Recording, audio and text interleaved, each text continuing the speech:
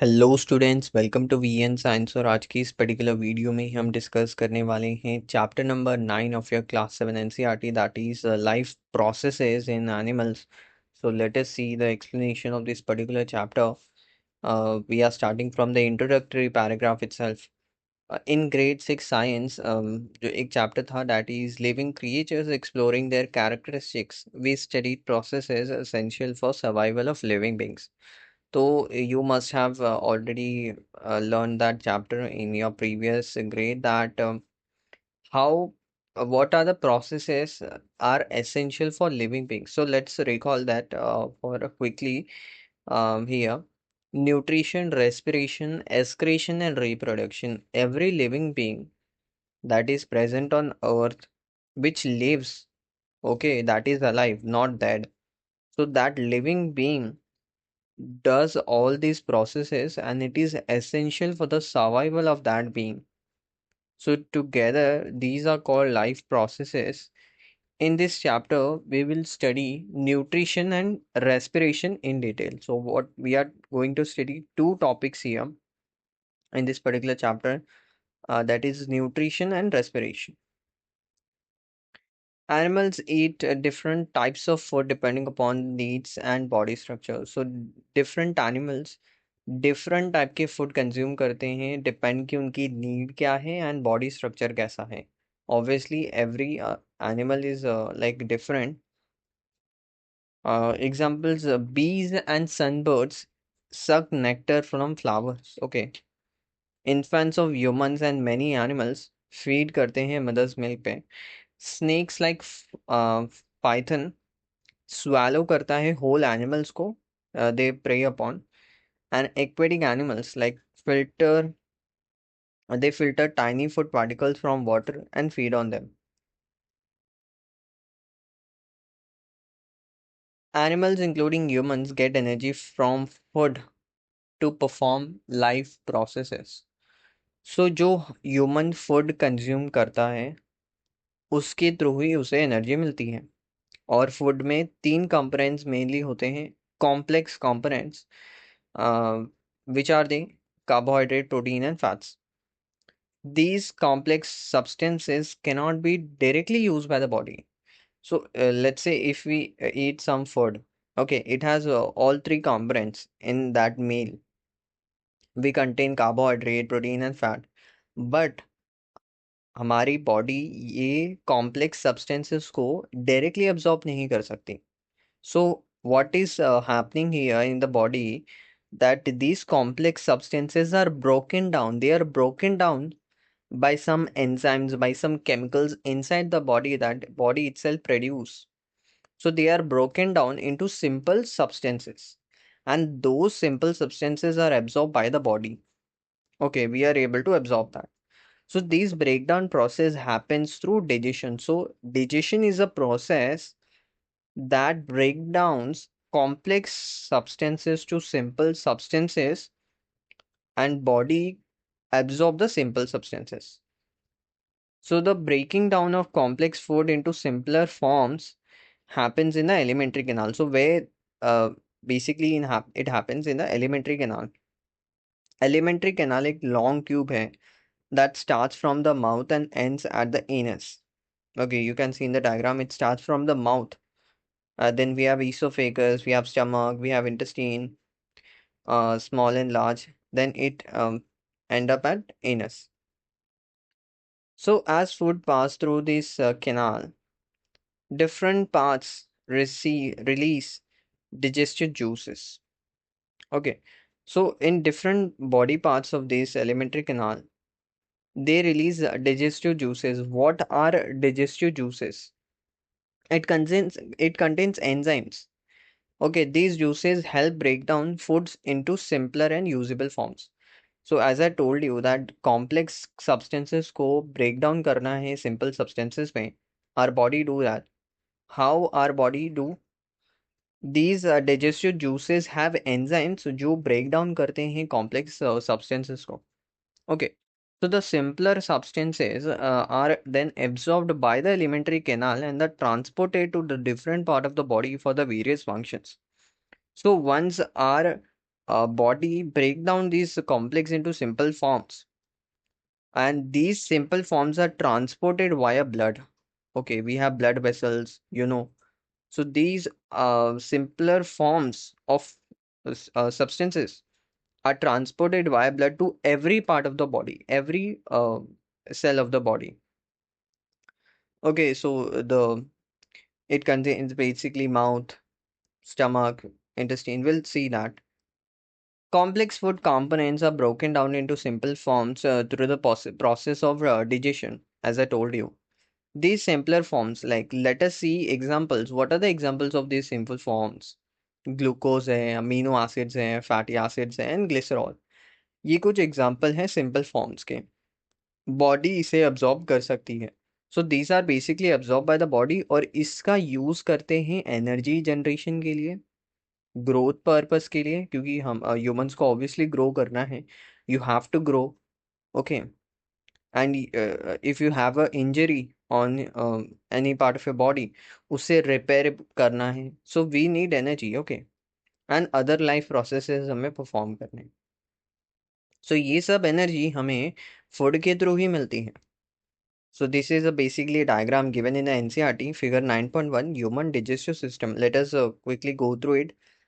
Basically first part is the mouth. You can see the labelings here. This is esophagus food pipe. When we eat, the food is goes into the stomach via this food pipe. Okay. So then we have our stomach, and besides stomach, there is liver. Okay, liver also have a function in digestion. I will tell you about that in later sessions. Okay, so we have pancreas as well. Pancreas also help in digestion process. Then we have small intestine, large intestine, then anus and rectum. Okay, आगे discuss करते हैं।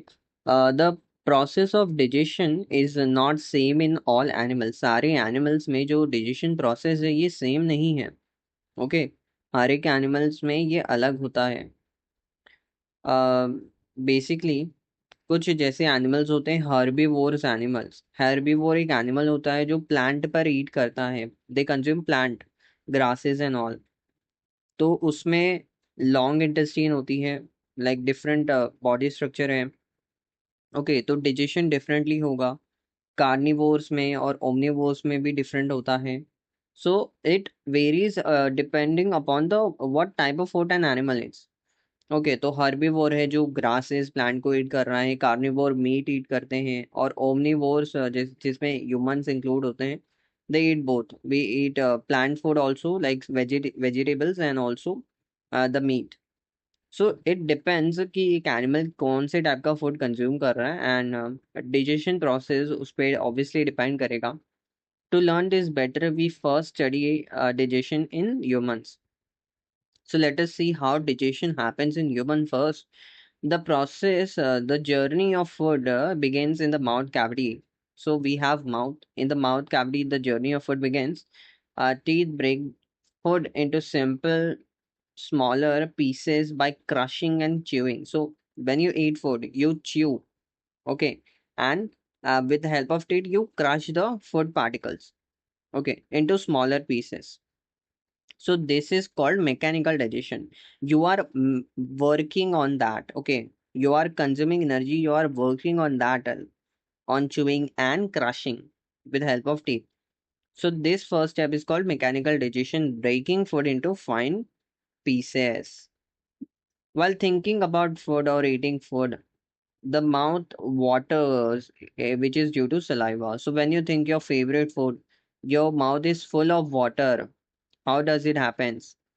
Your mouth secrete more saliva by thinking that. Okay, when you think that saliva helps in chemical digestion of food. So with help of teeth you are doing mechanical digestion, and with help of saliva you are doing chemical digestion of food in the mouth cavity. When we think of or eat food, saliva secretion increase होता है। जब हम कभी भी किसी food के बारे में सोचते हैं या ईट करते हैं फूड को, जो सलाइवा सेक्रेशन है माउथ में वो काफी बढ़ जाता है। ओके, सलाइवा का रोल क्या है माउथ में? सबसे पहले ये मिक्स होता है फूड के साथ और फूड को सॉफ्ट करता है। सेकेंडली, ये डाइजेस्टिव जूस इसमें होता है जिसे हम सिलेवरी एमाइलेज कहते हैं, और ये ब्रेक डाउन करता है स्टार्च को, बेसिकली जो एक कार्बोहाइड्रेट है, शुगर्स में।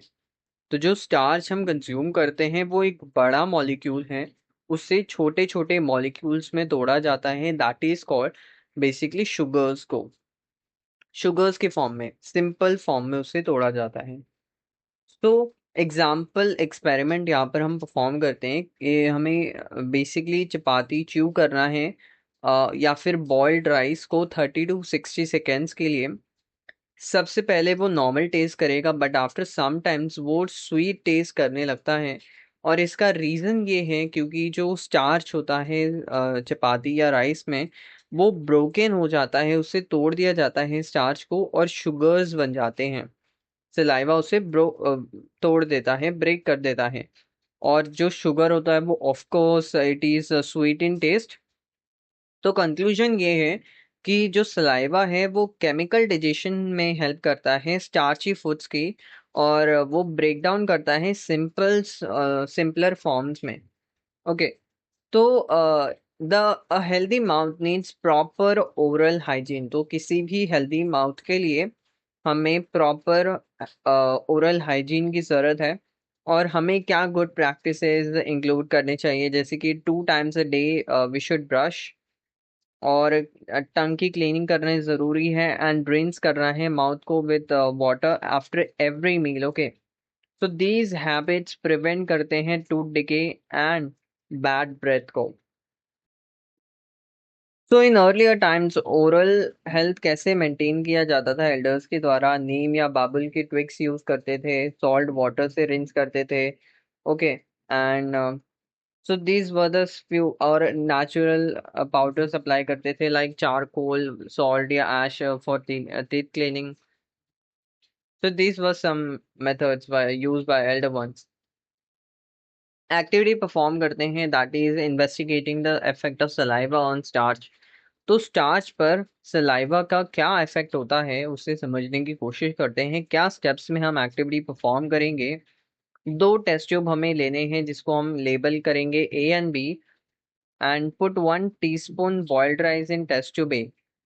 सो बॉइल्ड राइस को टेस्ट ट्यूब ए में हमें बेसिकली पुट करना है, and put 1 tablespoon teaspoon boiled rice, जिसे हम च्यू करेंगे 30 to 60 सेकेंड्स के लिए। फिर उसे टेस्ट ट्यूब बी में हमें उसे रखना है, एंड 3 to 4 ml वाटर दोनों टेस्ट ट्यूब्स में हमें ऐड करने हैं। इनिशियल कलर नोट करना है जो राइस वाटर मिक्सचर होगा टेबल 9.1 में, and 3 to 4 drops of iodine we have to add in each test tube. Mix करना है और ऑब्जर्व करना है कि क्या कोई कलर चेंज आता है, और ऑब्जर्वेशंस रिकॉर्ड करने हैं in the 9.1 table.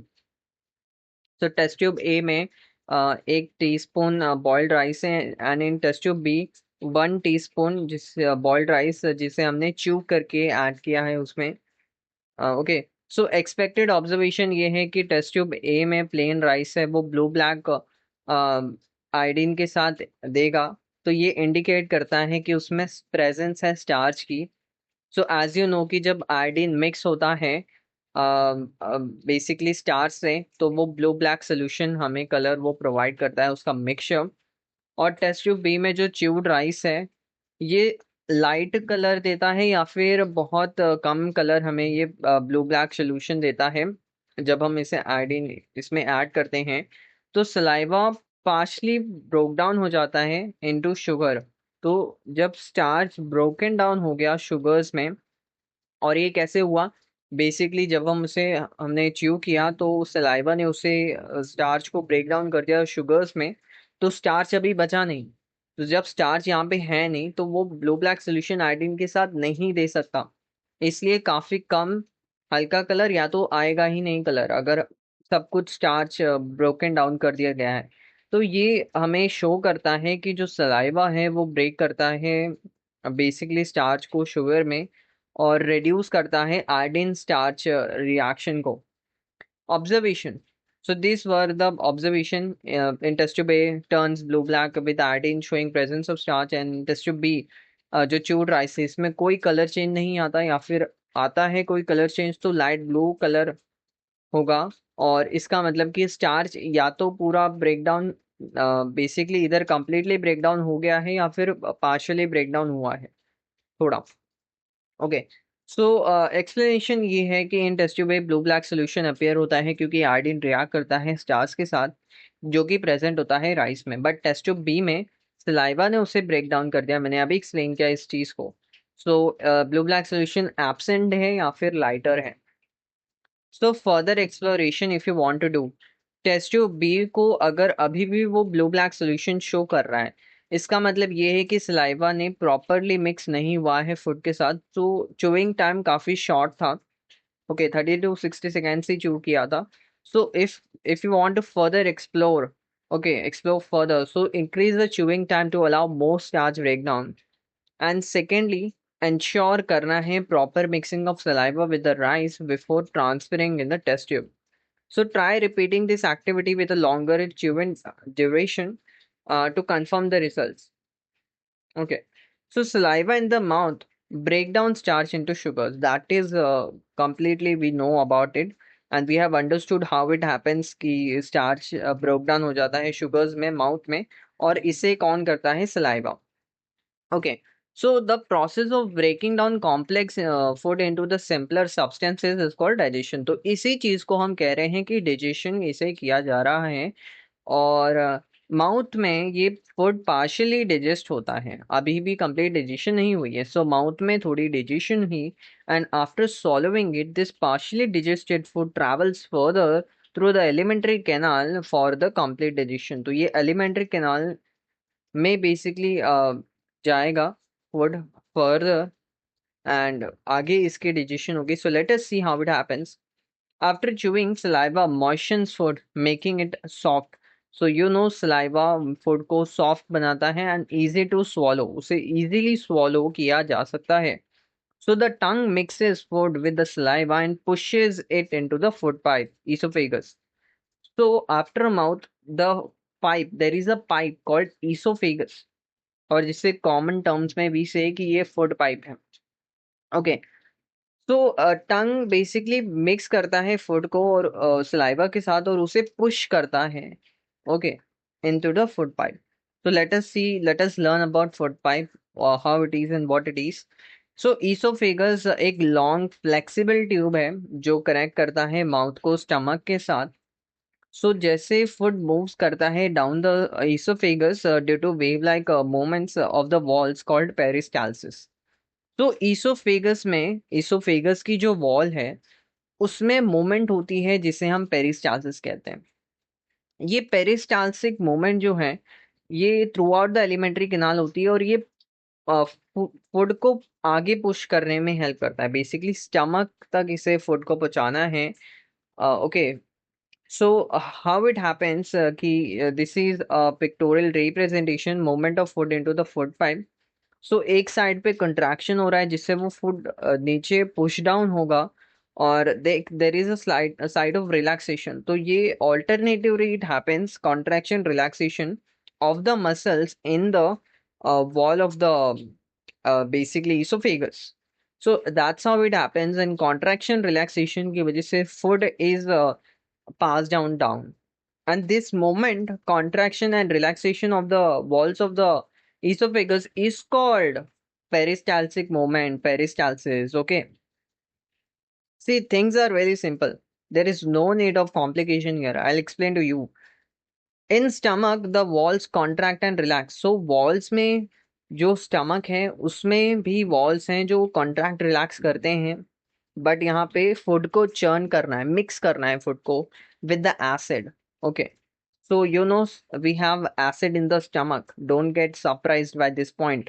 So food get mixed with the stomach secretion that secrete that contain, so what stomach contain digestive juice जो break down करता है प्रोटीन्स को सिंपल सब्सटेंसेस में, एसिड है जो हेल्प करेगा प्रोटीन ब्रेकडाउन में and kill harmful bacteria, and mucus है जो प्रोटेक्ट करता है स्टमक की लाइनिंग को from the strong acid.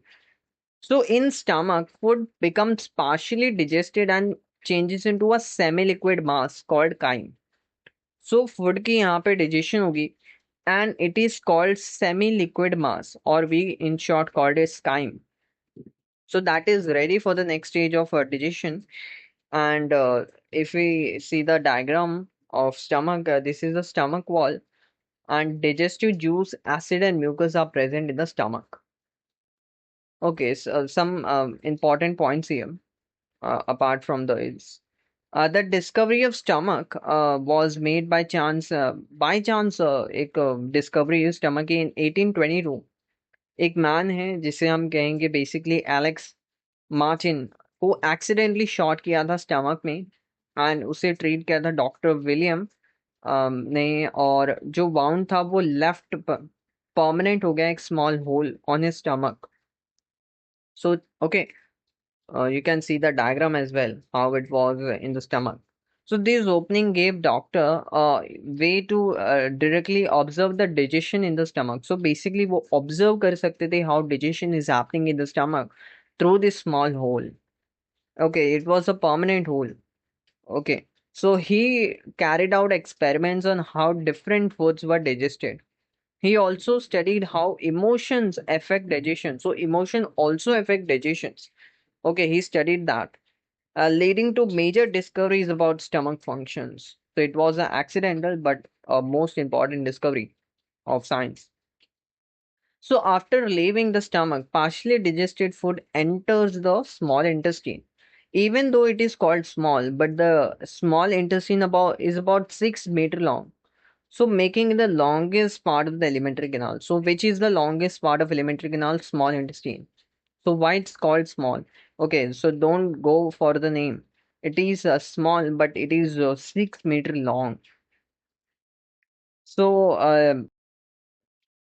it receives digestive secretions from three sources. Inner lining of small intestine produces digestive juices. Liver जो secrete करता है bile, और mildly basic होता है ये.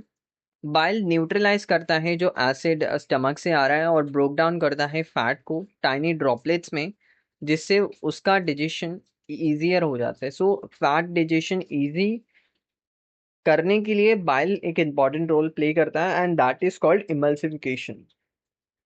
सो pancreas also releases digestive enzymes. Okay, so this way small intestine is the main site of digestion and absorption. So what is the main site for digestion and absorption? The small intestine it is. So there is a diagram given in NCERT elementary canal. If it is stretched out, so we have mouth, food pipe, that is called esophagus. We have liver on the right side, stomach on the left side. Okay, we have small intestine and large intestine. We have pancreas below stomach. The pancreas secretes pancreatic juice, which is basic in nature, helping to neutralize stomach acid. Okay, इसमें कुछ enzymes भी होते हैं जो break करता है carbohydrate को, proteins को एंड फैट्स को.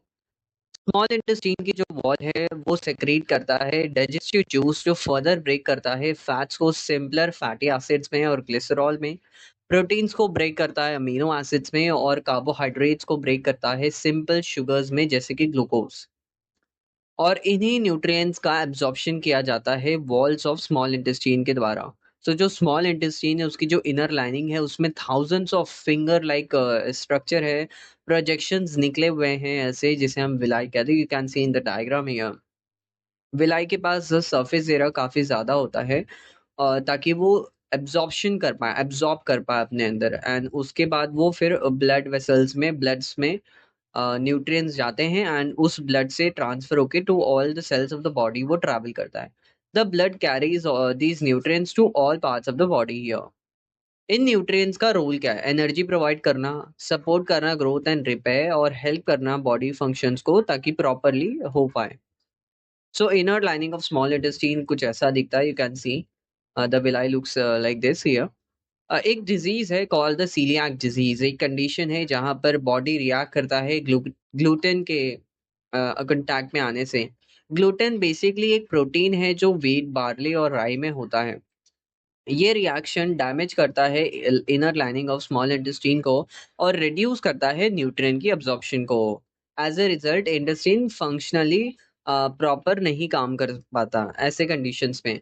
तो only way to manage is to avoid gluten containing foods, मतलब ऐसे जिसको ये सीलियाक डिजीज है उसको ग्लूटेन वाले सब्सटेंसेस फूड्स नहीं खाने, अवॉइड करने हैं। Millets like jowar, bajra and ragi ये गुड अल्टरनेटिव्स हैं और नेचुरली इसमें ग्लूटेन नहीं होता। Okay, so, after nutrients are absorbed in the small intestine, the undigested food pass into the large intestine. तो अभी जो भी nutrients है वो small intestine से absorb हो चुके हैं। जो undigested food है, ओके, जो डाइजेस्ट नहीं हुआ है, जो वेस्ट की तरह होगा वो लार्ज इंटेस्टीन में जाएगा। और लार्ज इंटेस्टीन की लेंथ अबाउट 1.5 मीटर है, शॉर्टर है देन स्मॉल इंटेस्टीन, बट इसका जो वाइड जो सरफेस है बेसिकली वो वाइड है अंदर, that is why it is called the large intestine. Okay, इसकी विड्थ ज्यादा है। Functions of large intestines are, ये वाटर को एब्जॉर्ब करता है, कुछ सॉल्ट्स को एब्जॉर्ब करता है अनडाइजेस्टेड फूड से, और इसको सेमी सॉलिड वेस्ट में स्टूल जिसे हम कहते हैं वो आउट ऑफ द बॉडी निकल जाता है, एक्सक्रीट हो जाता है।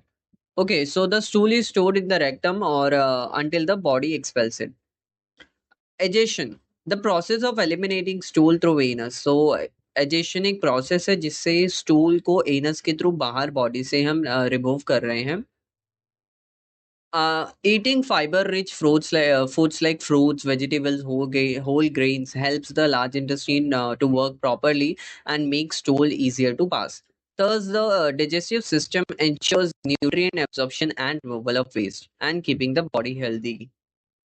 लार्ज इंटेस्टाइन में काफी स्मॉल लिविंग बैक्टीरिया होते हैं और ये हेल्पफुल बैक्टीरिया होते हैं हमारे लिए, क्योंकि ये हेल्प करते हैं डिजेशन में और डिजेस्टिव सिस्टम को हेल्दी रखने में मदद करते हैं।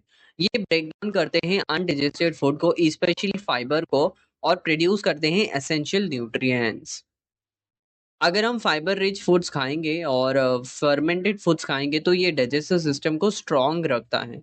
एग्जाम्पल क्या है फर्मेंटेड फूड्स का, जैसे कि कर्ड, बटर मिल्क, श्रीखंड, कंजी, पिकल्स, ऐसे कुछ सब्सटेंसेस अगर हम फर्मेंटेड खाएंगे तो डाइजेस्टिव सिस्टम काफ़ी हेल्दी और स्ट्रांग रहेगा। ओके, सो ऐसे फूड्स प्रमोट करते हैं ओवरऑल वेलबींग को और गुड गट हेल्थ को।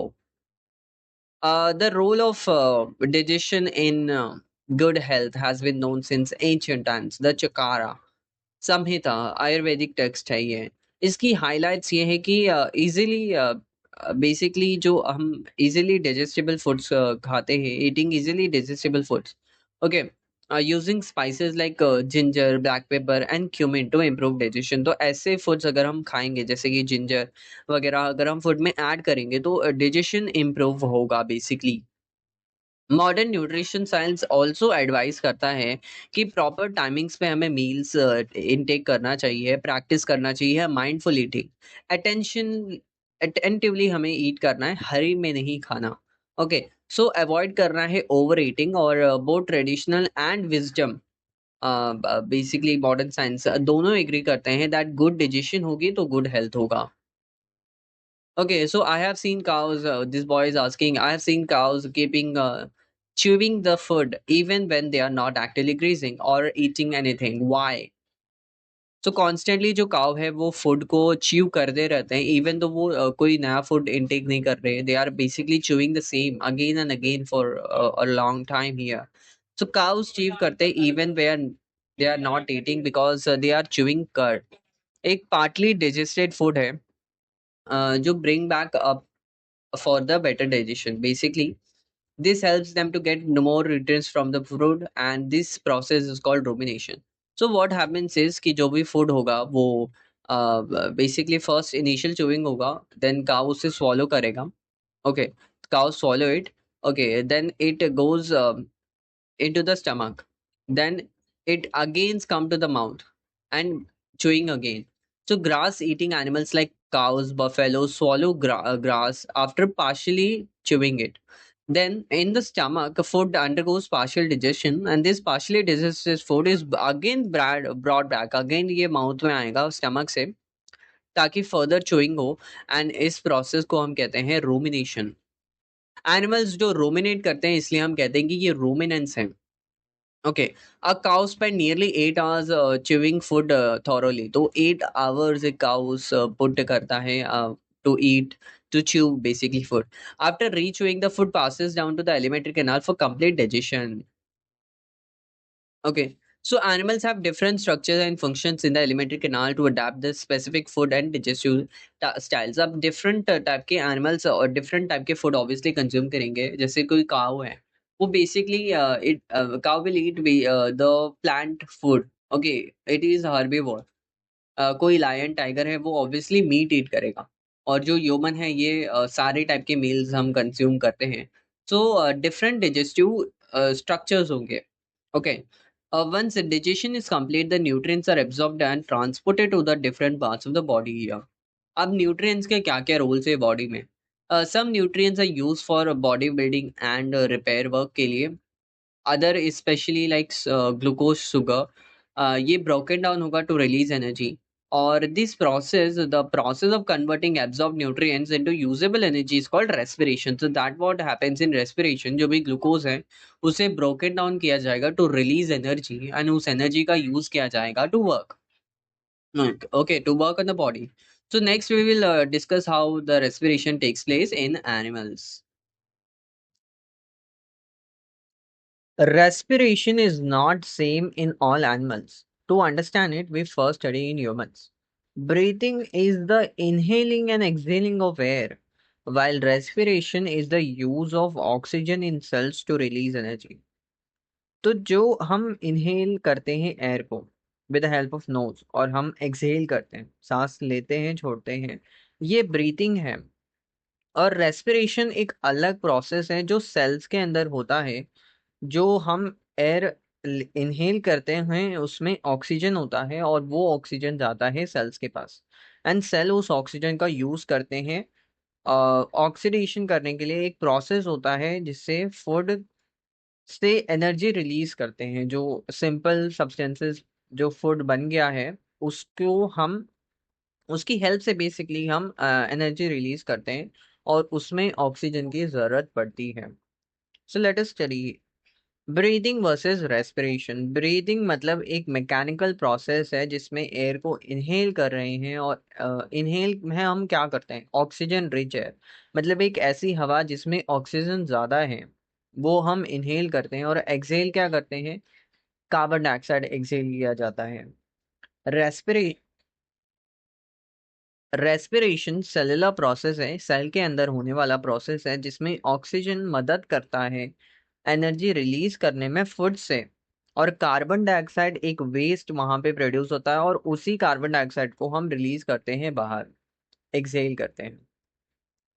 सो ह्यूमन का जो रेस्पिरेटरी पाथवे है वो कैसा चलता है कि जो एयर है वो नॉस्ट्रल्स में एंटर करते हैं, नेजल पैसेजेस में वो ट्रैवल करता है, then windpipe, trachea, windpipe जिसे हम ट्रेकिया कहते हैं वो है, उसके थ्रू ट्रेकिया दो ब्रोंकाई में स्प्लिट होता है, एक तो राइट और एक लेफ्ट में, ईच टू वन लंग, क्योंकि दो लंग्स है हमारे पास. सो ब्रोंकाई में ब्रांचिंग होती है जिसमें वो ब्रोंक्यूल्स बनाता है, और फिर ब्रोंक्यूल से एक बलून लाइक स्ट्रक्चर जो निकलता है जिसे हम एल्वेलाई कहते हैं. और एल्वेलाई मेजर मेन इसका फंक्शन है, विल डिस्कस. सो रोल्स क्या हैं ईच पार्ट के, जो नॉस्ट्रल्स हैं और नेजल पैसेजेस हैं उसका रोल ये है कि यहाँ पर हमारे नोज में और उसके जो पाथवे हैं उसमें छोटे छोटे हेयर्स होते हैं, टाइनी हेयर्स हैं, जिससे वो ट्रैप करता है जो भी जर्म्स होंगे, डस्ट होंगे. और म्यूकस भी हमारे नोज में होता है, वो ट्रैप करता है ऐसे जर्म्स को, डस्ट को, ताकि वो हमारे बॉडी में ना ट्रैवल कर पाए. ओके. सो जैसे कोई बैक्टीरिया है, कोई जर्म है, वो हमारे बॉडी में नहीं जाना चाहिए वरना हमें डिजीज कर देगा वो. सो नोज में ही उसे रोक दिया जाता है. So this is why we should breathe through nose. तो हमें नोज के थ्रू ही ब्रीथ करना चाहिए, not through the mouth. Okay. So windpipe, bronchi और ब्रोंक्यूल्स, ये इसका काम ये है कि ये एयर को कैरी करता है safely to the lungs. And alveoli main site है गैसेस एक्सचेंज का. ऑक्सीजन ब्लड में एंटर करता है जो इनहेल किया, और जो कार्बन डाइऑक्साइड ब्लड से आ रहा है वो एक्सहेल करता है, ब्लड को लीव करके एक्सहेल बाहर एनवायरनमेंट में जाता है. और जो रिब केज है जो बोन से बने हुए हैं ये लंग्स को प्रोटेक्ट करते हैं। सो ब्रीदिंग वाइटल क्यों है? ओके, वाइटल क्यों है ब्रीदिंग, इंपॉर्टेंट क्यों है? ऑक्सीजन हमें चाहिए सेलुलर रेस्पिरेशन के लिए, to release energy from for life processes. तो जो भी हम लाइफ प्रोसेसेस कर रहे हैं उसके लिए हमें एनर्जी चाहिए। एनर्जी कैसे आएगी? फूड से आएगी, बट फूड को भी ब्रेक डाउन करना है और उसके लिए ऑक्सीजन की जरूरत है सेल्स में। तभी एनर्जी रिलीज होगी, तभी एनर्जी मिलेगी, तभी हम लाइफ प्रोसेस कर पाएंगे जो भी हम वर्क करते हैं डे टू डे लाइफ में।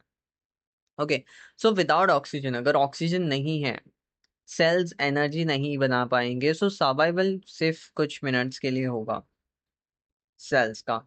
सो एक नोट है एनिमल्स के लिए, that is respiration across animals very करता है। सब एनिमल्स अलग अलग तरीके से रेस्पिरेशन परफॉर्म करते हैं। फिश यूज करते हैं गिल्स, इंसेक्ट यूज करते हैं ट्रेकल ट्यूब्स को, और अर्थवॉर्म्स यूज करते हैं स्किन के थ्रू गैसेस एक्सचेंज होता है। And this is the human respiratory system. You can see the nostrils. Labelings are important here. Windpipe है, फिर alveoli you can see. Left lung है, right lung है, then rib cage है, and below it is the diaphragm. So जो भी most dust particles हैं inhaled air में वो filter out हो जाते हैं। Some very कुछ अगर infectious particles फिर भी lungs तक पहुंच जाते हैं। और एग्जाम्पल इसका ये recent example of covid pandemic, ये जो सार्स कोव 2 वायरस है जिसने एंटर किया था रेस्पिरेटरी सिस्टम को, इसने ब्रीथिंग में डिफिकल्टीज कॉज की, और बहुत सारे केसेस में इसने सीरियस लंग्स प्रॉब्लम भी किया। सो एक एक्टिविटी की हेल्प से हम समझने की कोशिश करते हैं कि मैकेनिज्म ऑफ ब्रीदिंग कैसे होता है, ब्रीदिंग कैसे होता है। सो हमें एक वाइट ट्रांसपेरेंट प्लास्टिक बॉटल लेना है, और जिसके ऊपर एक लिड होगा, और उसे उसका जो बॉटम है वो हमें रिमूव करना है।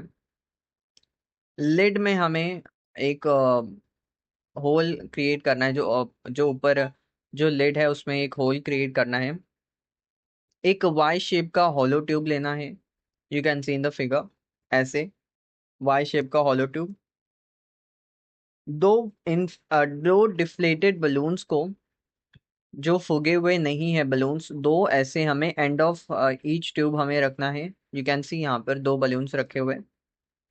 सिक्योर करना है रबर बैंड से ताकि वो गिरे ना, और वो एयर टाइट रहे, कोई एयर एंटर ना करे उसमें। इंसर्ट करना है एक straight end of the tube tightly through the lid and open base of the bottle and seal the lid and clay with to make it air tight. So वही यहाँ पर है कि जो अपर लिड है उसके अंदर एयर नहीं जानी चाहिए। सो हमें वो एयर टाइट रखना है, और using rubber, we have to use rubber here. So to the open base of the bottle attach a thin rubber sheet, एक rubber sheet you can see in the bottom, bottom में एक rubber sheet हमने attach किया है, और उसे भी हमने एक रबर बैंड से टाइट किया है। सो रबर शीट को हमें पुल करना है नीचे from the centre of the base downwards, और वॉच करना है बलून्स को। जो बलून्स होंगे वो इन्फ्लेट करेंगे, you can C balloons will inflate here. So release the rubber sheet upwards and observe the balloons deflate. So when we pull downwards, the balloons inflate. Balloons में हवा आ जाएगी, बट जब हम उसे वापस से ऊपर की तरफ रबर शीट को लेंगे, पुल अपवर्ड्स रिलीज करेंगे, तो वो बलून्स डिफ्लेट होंगे। That's how it happens in our chest. When you breathe in, inhale जब आप करते हो, your chest expands as the ribs move up and outward. So जो ribs हैं वो बाहर की तरफ जाएंगे और ऊपर की तरफ थोड़ा उठते हैं ribs, ताकि चेस्ट में स्पेस इंक्रीज हो। और जो डायफ्राम एक मसल होता है डोम शेप का, you can see in the figure, ये नीचे की तरफ जाता है जब हम इनहेलेशन करते हैं, जब हम सांस लेते हैं। तो इन दोनों की वजह से जो चेस्ट में स्पेस है वो इंक्रीज होता है, ताकि जिससे जो एयर है वो लंग्स में एंटर करता है। So the air is drawn in, ribs move upwards and outwards, and diaphragm moves downwards. जब हम ब्रीद आउट करते हैं, एक्सेल करते हैं, जो जो हमारी ड्रिप्स होती हैं ये डाउनवर्ड्स और इनवर्ड्स होती हैं। जो डायफ्राम जो नीचे गया है वो ऊपर की तरफ अभी आता है, सो मूव अपवर्ड्स। सो ये रिड्यूस करता है जो चेस्ट में स्पेस है और एयर को पुश करता है out of the lungs. So air is forced out and ribs move back and diaphragm moves upward. So this is called exhalation. इस पर्टिकुलर मॉडल में जो बलून्स थे वो लंग्स को रिप्रेजेंट कर रहे थे, और जो एक रबर शीट था that represents the diaphragm here. So जब हम नीचे पुल कर रहे थे तो इनहेलेशन हो रहा था, और जब हम उसे पुश कर रहे थे upwards, so that causes acceleration. So in inhalation in humans, ribs moves upward and out, air enter lungs. Okay. Breathing practices for healthy life. तो क्या क्या ऐसे ब्रीदिंग प्रैक्टिसेस है जो हमें करने चाहिए एक हेल्दी लाइफस्टाइल के लिए? Breathing exercises have been practice in India and worldwide for centuries. तो सदियों से ये बेसिकली एक्सरसाइज करते आ रहे हैं। प्राणायामा एक नोन एक्सरसाइज है जो इम्प्रूव करता है रेस्पिरेटरी हेल्थ को और माइंड रिलैक्सेशन कॉन्ट्रैक्शन को। लद्दाख में पीपल प्रैक्टिस करते हैं टोमो, एक ब्रीदिंग मैकेनिज्म, एक मेथड है, एक प्रैक्टिस है जो इम्प्रूव करता है लंग की फंक्शंस को, हेल्प करता है बॉडी को वार्म रखने में, क्योंकि लद्दाख में बहुत कोल्ड वेदर होता है, temperature goes below 0 degree Celsius and obviously snowfall वहाँ पे होते हैं। So breathing practices, deep breathing जो टेक्निक्स होती हैं ये कॉमनली यूज करते हैं हम प्रमोट करने के लिए overall wellbeing. Okay, so some traditions combine deep breathing with chanting. तो कहीं कहीं ट्रेडिशंस में चैंटिंग, गॉड की चैंटिंग के साथ साथ हम डीप ब्रीदिंग करते हैं, जिससे एक रिदमिक ब्रेथ कंट्रोल करते हैं और एनहांस करते हैं मेंटल क्लैरिटी, मेंटल हेल्थ की जो आजकल इश्यूज हैं उसको ये सॉल्व करता है, और रिलैक्सेशन बेसिकली ये कॉज करता है। It is very important to use these techniques in our day-to-day life these days. Yeah. So let us see an activity here. What do we breathe out? हम क्या breathe out करते हैं? जो air हम inhale करते हैं उसमें तो ऑक्सीजन है, हमें पता है, बट जब हम एक्सहेल करते हैं उसमें एग्जैक्टली क्या है? How do we point out? So there is an activity 9.3. Let us explore. So this is an activity to be performed, demonstrated by the teacher. Take an equal amount of freshly prepared lime water in two test tubes, A and B. So we have two test tubes here. Test tube A में जिसमें lime water है and test tube B जिसमें lime water है, दोनों में equal amount में अभी freshly prepared lime water है। So in test tube A, pass the air using syringe, एक syringe के थ्रू हमें उसमें एयर पास करना है जो हम एयर इनहेल करते हैं। Okay, that is oxygen. Okay, so we inhale that air and we using a syringe we pass the air in test tube A.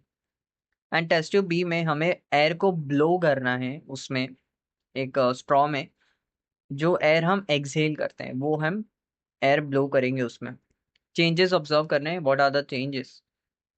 Okay, so let us see result. यहाँ पर ये आया कि जो lime water है test tube B में वो milky हो गया, क्लाउडी हो गया, बट जो टेस्ट ट्यूब बी में लाइम वाटर है उसमें कोई चेंज नहीं आया। सो ऐसा क्या हुआ टेस्ट ट्यूब बी में? सो कंक्लूजन ये है कि lime water turns milky when it reacts with carbon dioxide.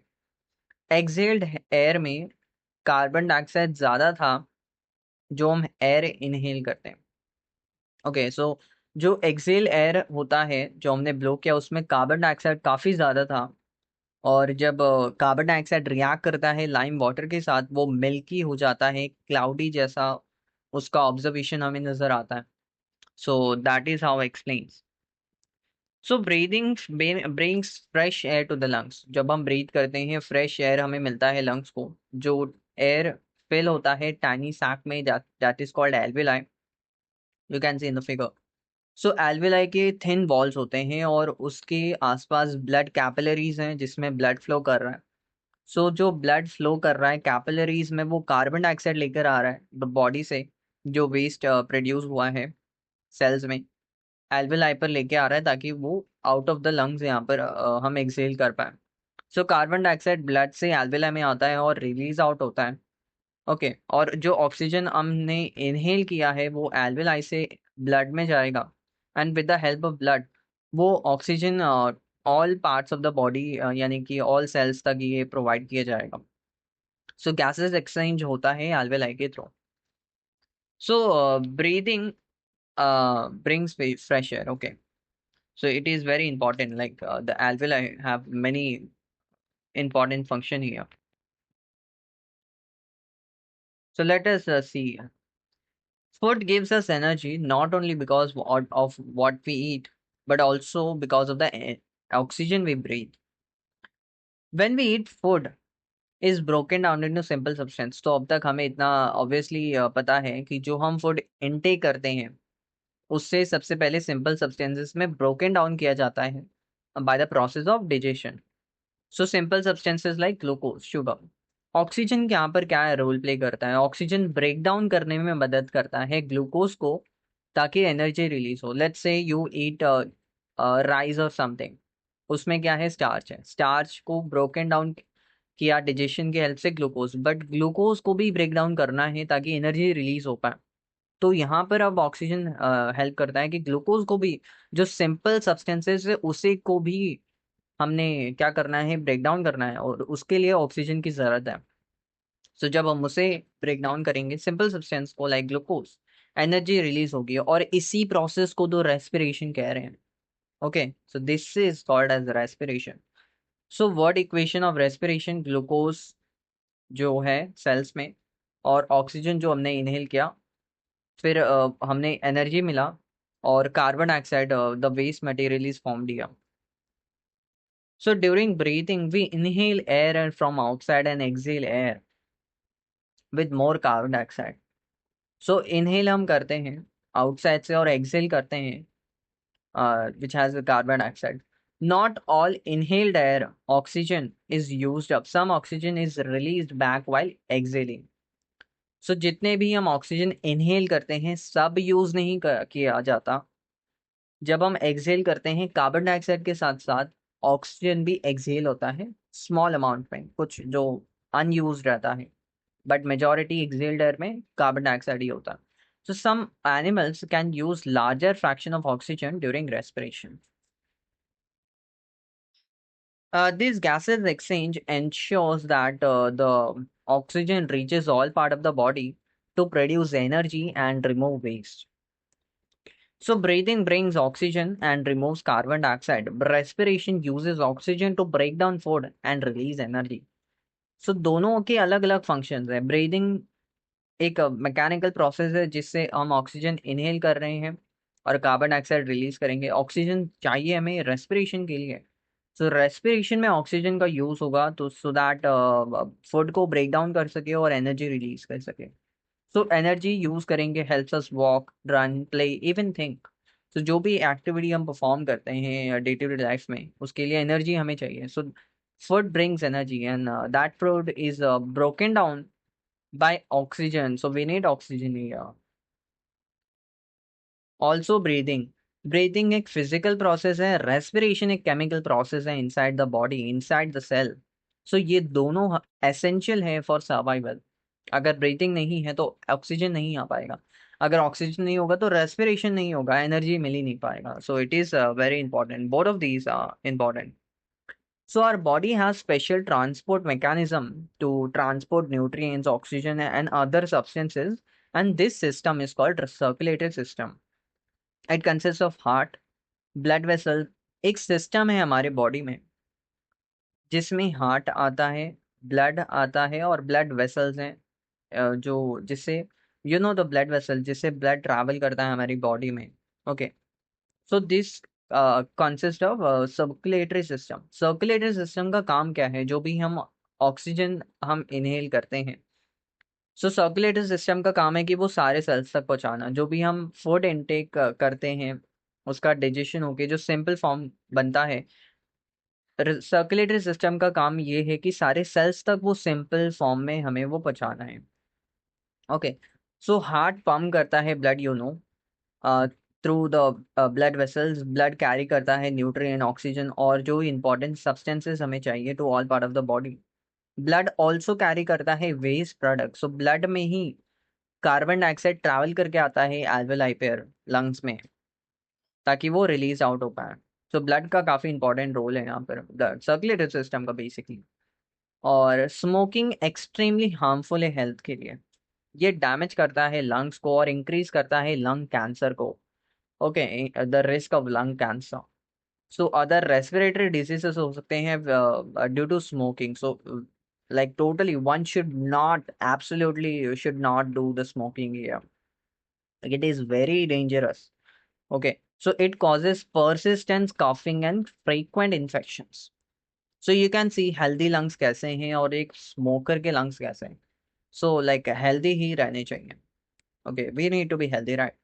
So smoking release करता है toxic chemicals into air. You must have seen that if a person is smoking, some amount of toxic smoke is produced और वो other ना चाहते हुए भी inhale कर लेते हैं, जिसमें वो टॉक्सिसिटी हमें भी हो जाती है। सो नॉन स्मोकर जो इनहेल करते हैं पॉल्यूटेड एयर को, वो भी पैसिव स्मोकिंग के जैसे ही, they are not smoking but they are unintentionally smoking, even they are not smoking. So like ऐसे लोकेशंस या ऐसे पर्सन से भी दूर हमें रहना चाहिए basically, so that we not get into that air. So passive smoking is very harmful, of course, especially for children and women and elderly men. So avoid smoking, protect करता है personal health and health of people. Animals like birds, elephants, lions, cows, goat, lizard, ये snakes breathe करते हैं through lungs, and these animals have lungs but their lung structure differ करते हैं from each other. Okay, so lung structure obviously differ from us. Most aquatic animals like fishes, they use gills for breathing. Gills are rich in blood vessels and exchange gases dissolved in water. जो oxygen dissolve होता है water में वो inhale करते हैं basically with the help of gills here. Amphibians like frogs use करते हैं different methods at different stages. Tadpoles gills के थ्रू ब्रीथ करता है क्योंकि वो वाटर में रहता है. ओके, जो अडल्ट फ्रॉग्स है वो मोस्टली लैंड पर रहते हैं, so they have lungs and skin for gases exchange. Okay, so this helps them survive in both, they can survive both in land as well as in water. So earthworms breathe through their moist skin. जो skin है उससे gases exchange होता है earthworm में, skin के through breathing हो रही है. And thus different animals have different mechanism of breathing. So you uh, got to know with the help of these examples कि different animals के लिए mechanisms different है क्योंकि वो different locations पे रहते हैं. Apart from respiration, other body systems like digestive, circulatory, and more work together to sustain life. So this will be studied in higher grades. So let us summarize this whole chapter. Life processes like nutrition, circulation, excretion, respiration, reproduction, ये सारे life process essential हैं for survival of a living being. These processes are collectively called as life processes. Collectively, we call them life processes. The digestive system consists of alimentary canal, जिसमें mouth है, esophagus है, stomach है, small intestine है, large intestine है, anus है, and जो associated organs है like liver and pancreas. So जो digestive food है वो mainly absorbed होगा small intestine में. Nutrients absorbed जो होंगे वो carried out by blood to or different body parts for various functions. So and large intestine absorb करता है most of the remaining water and some salts. जो grass eating animals हैं like cows and goats, ये ruminants हम इसे कहते हैं, they are called ruminants. And they chew करते हैं फूड पार्शियली एंड swallow करते हैं and later chew it again and again after bringing it back to the mouth. They can bring that food back to the mouth and chew again. So breathing includes inhalation air into lungs and exhalation air out of the lungs. Gas exchange of oxygen and carbon dioxide happen in alveoli.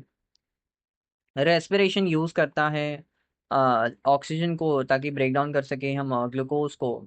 Okay, so into energy and carbon dioxide and water it forms. So this process of energy release is called respiration. Circulatory system transport करता है nutrients and oxygen to the whole body. Heart pump करता है blood को through the blood vessels, deliver करता है oxygen को, nutrients को, और रिमूव करता है वेस्ट को। ब्रीदिंग एक फिजिकल प्रोसेस है, वाइल रेस्पिरेशन एक केमिकल प्रोसेस है। Basically, different animals have different breathing mechanisms suited to their habitats. So that's how we end this chapter.